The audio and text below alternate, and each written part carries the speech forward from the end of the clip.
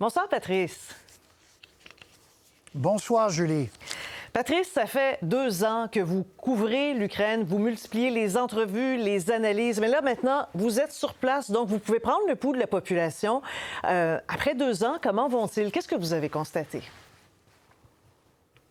Bien, ils vont pas très bien, pour être honnête. D'ailleurs, vous regardez autour de moi, il fait sombre, c'est brumeux, c'est froid, c'est comme ça depuis qu'on est arrivé. Entre Lviv, qui est la ville de l'Ouest, et ici, il faut venir en voiture. En Ukraine, évidemment, les avions n'atterrissent pas.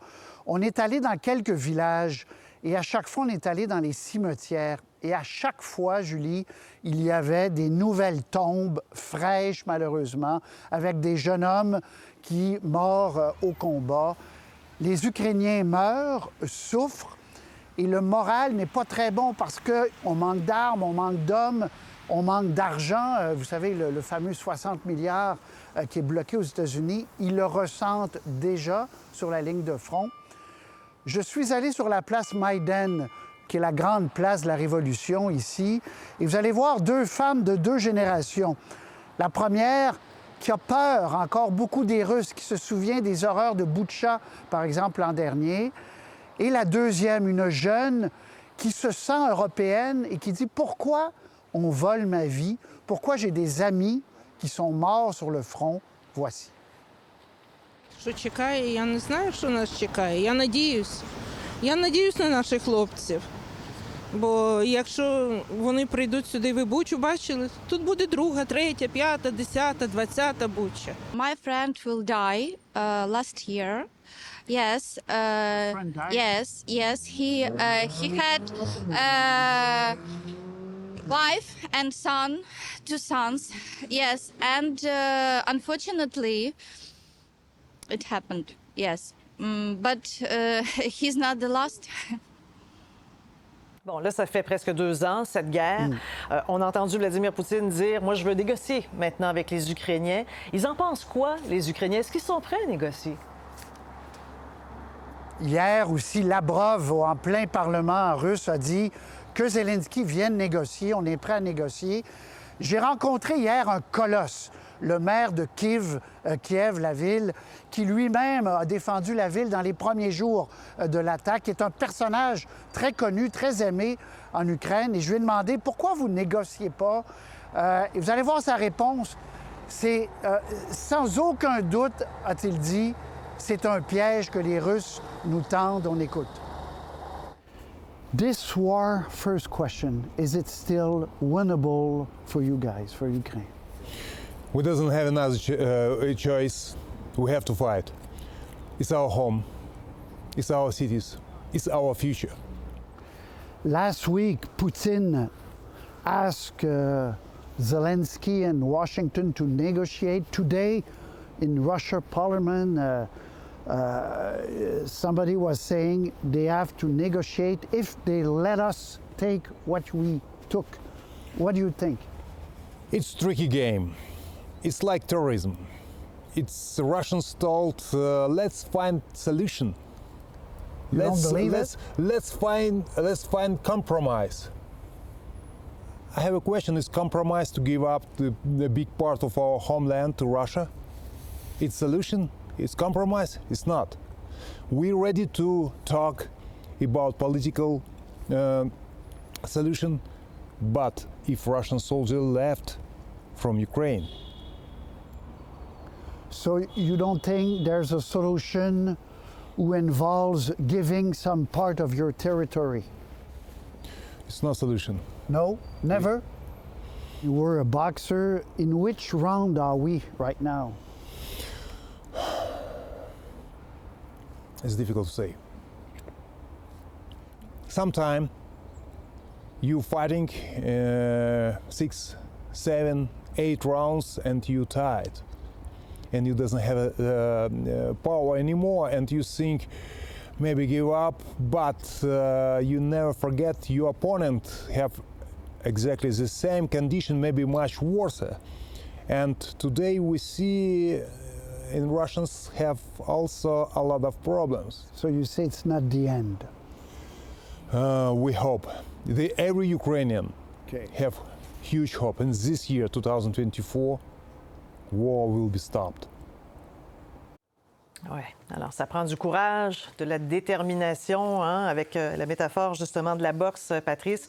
Et vous avez rencontré la journaliste, vous l'avez eu souvent en entrevue, Tetiana Orgakova, vous l'avez eue depuis le tout début du conflit. Vous êtes allé la voir aujourd'hui. Oui. Oui. D'ailleurs, il est un, je ne sais pas si je l'avais dit, mais il est un ancien boxeur. Lui. Il est habitué de gagner. Ce combat-là, il reconnaît, est le plus difficile de sa vie. Oui, Tetiana, le 24 février, il y a 2 ans, donc, c'était la première à qui on a parlé sur le terrain. On n'a pas arrêté de lui parler pendant les 2 années qui se sont écoulées. C'est une journaliste, elle est très bien branchée dans plusieurs milieux en Ukraine. Et leur grande crainte, et d'ailleurs le maire m'a dit la même chose, leur grande crainte, c'est qu'on oublie cette guerre-là. Et alors, ils plaident beaucoup en disant c'est votre guerre aussi. C'est une guerre pour la démocratie, c'est une guerre pour nos valeurs, c'est une guerre pour l'Europe. Alors, ils aimeraient que l'Europe en fasse davantage. Zelensky, d'ailleurs, est à Paris demain en tournée, que les Américains en fassent davantage. Et vous allez voir, Tetiana, elle non plus ne croit pas à une négociation maintenant. C'est sûr que quand on les pousse, parfois, ils nous disent « Ah, peut-être qu'on devra laisser... » Mais si on laisse maintenant, on est foutu. On écoute. Tetiana, bonsoir. Bonsoir. 2 ans plus tard, nous voilà en Ukraine.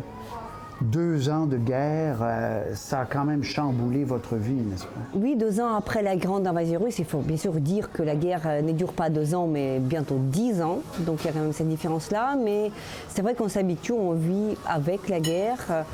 Avez-vous eu peur, à un moment donné, que le monde vous oublie un peu? Il y a eu Israël-Hamas, il y a eu d'autres fronts, comme si ces drames-là, on n'en parlait plus. C'est comme la norme, là. C'est vrai que l'Ukraine continue à intéresser moins. On a de moins en moins de demandes en fait, des journalistes pour nous expliquer ce qui se passe ici en Ukraine. Il y a une certaine banalisation de la guerre, ce qui est naturel, mais ce qui est agaçant en même temps. Parce qu'à force de durer, la guerre commence à sembler quelque chose de naturel. S'il y a 2 ans, je me rappelle ce choc, comment ça une guerre au centre de l'Europe. Comment ça, une guerre avec des populations qui sont vraiment tout à côté de l'Union européenne, tout à côté de l'OTAN, une population qui a le même mode de vie que n'importe quelle autre nation européenne.